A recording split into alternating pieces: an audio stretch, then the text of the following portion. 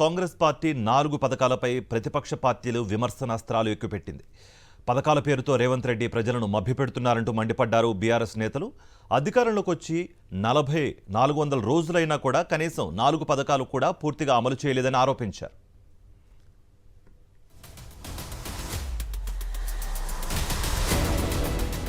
కాంగ్రెస్ ప్రభుత్వ 4 పథకాల అమలు కార్యక్రమం అంతా బోగసేనని విమర్శించారు మాజీ మంత్రి జగదీష్ రెడ్డి. నిన్నటి వరకు దరఖాస్తులు తీసుకుని తెల్లారే లబ్ధిదారుల ఎంపిక అంటున్నారని ఆయన మండిపడ్డారు. మార్చి 31 గడువు అంటూ ఇంకా ప్రజలను మభ్యపెడుతున్నారని ధ్వజమెత్తారు. హామీలు ఎగ్గొట్టడానికే కాంగ్రెస్ బీజేపీ నేతలు డ్రామాలాడుతున్నారని ఆరోపించారు. ఒకరు రాష్ట్రానికి టోకరా వేస్తే మరొకరు దేశానికే వేస్తున్నారని వ్యాఖ్యానించారు. మరి ఇప్పుడు వాళ్ళు ఇవాళ గుర్తించిన లబ్ధిదారులు నిజమైన లబ్ధిదారులైనా, వాళ్ళకి ఇస్తున్నారా, మొత్తం అందరికి ఇస్తున్నారా, ఈ పథకాన్ని కొనసాగిస్తారా అనే దాన్ని మళ్ళీ డోలాయమానంలో పెట్టారు. ఒక్కొక్క మంత్రి ఒక్కొక్క తీరు ప్రకటన చేస్తున్నాడు. ఇప్పుడు కాదు, మళ్ళీ మొత్తం చూసిన తర్వాత అమలు చేస్తాం, లేదా విడతల వారీగా అమలు చేస్తాం అంటే ఈ సంవత్సరానికి ఒక గ్రామం అయిపోయింది, మరి వచ్చే సంవత్సరానికి ఒక గ్రామం చేస్తారా, ఒక మండలం చేస్తారా, ఏం చేస్తారు? అసలు ఇప్పటికీ మంత్రులకే స్పష్టత లేదు, అధికారులను ఇంకా ఎక్కువ అయోమయానికి గురి చేస్తున్నారు. సీఎం రేవంత్ రెడ్డి మాటల్లో నిజాయితీ లేదంటూ ఫైర్ అయ్యారు హరీష్ రావు. 400 రోజులైనా కనీసం 4 పథకాలు కూడా అమలు చేయలేదని విమర్శించారు. అన్ని మోసాలేనని మండిపడ్డారు.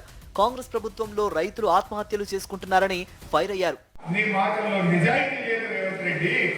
400 రోజులైనా కనీసం 4 పథకాలు కూడా సరిగ్గా అమలు చేయని ప్రభుత్వం ఇవాళ కాంగ్రెస్ ప్రభుత్వం.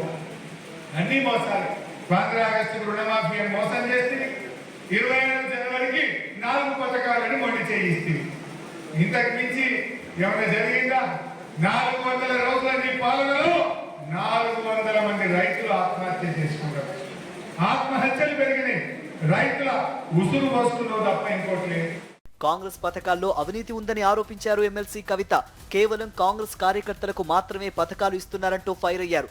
ప్రజాధనాన్ని ఇచ్చేటప్పుడు పూర్తి స్థాయిలో అర్హులను గుర్తించి సంక్షేమ పథకాలు ఇవ్వాలని డిమాండ్ చేశారు. ఆల్రెడీ భూమి ఉన్నటువంటి వాళ్ళందరికీ కూడా ఇందిరమ్మ ఆత్మీయ రైతు భరోసా అది కూలీ పథకం ఇస్తామని చెప్తున్నారు. అంటే ఎట్లా సాధ్యమవుతుందండి? ఇది ఒక పక్క అవినీతి అన్నది ప్రస్ఫుష్టంగా కనపడుతున్నది, ఇంకొక పక్క కేవలం ఒక పార్టీ వాళ్ళకు మాత్రమే ఇవ్వాలని చేసేటటువంటి ప్రయత్నం కనపడుతుంది. అన్నిటికన్నా ఎక్కువ ఆఫీసర్లకు జరుగుతున్నటువంటి అవమానం. ఆఫీసర్లు వచ్చి లిస్టు చదివి, ఇగో మమ్మల్ని చదవమన్నారు ఎమ్మెల్యే గారు, మేము చదువుతున్నాము, మా ఎమ్మెల్యే ఎవరికి చెప్తే వాళ్ళకే ఇండ్లు ఇస్తాం, మా ఎమ్మెల్యే ఎవరికి చెప్తే వాళ్ళకే పెన్షన్ ఇస్తాం, మా ఎమ్మెల్యే ఎవరికి చెప్తే వాళ్ళకే రైతు భరోసా ఇస్తామని చెప్తున్నారు. మరి అట్లా కాంగ్రెస్ కార్యకర్తలు ఇచ్చుకోవడానికి స్కీమ్ అయితే కాంగ్రెస్ పథకాలు పెట్టుకోవాలి. రాజీవ్ గాంధీ పేరు పెట్టుకోండి, సోనియా గాంధీ పేరు పెట్టుకోండి, మీ పార్టీ నిధుల నుంచి ఇవ్వండి. కానీ ప్రజాధనం ఇచ్చేటప్పుడు అర్హులు ఉన్నటువంటి వాళ్ళకు ఇవ్వాలని చెప్పి మేము డిమాండ్ చేస్తున్నాం.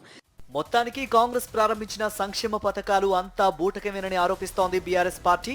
కేవలం ప్రజలను మభ్యపెట్టడానికే ప్రయత్నిస్తున్నారని ఫైర్ అయ్యారు.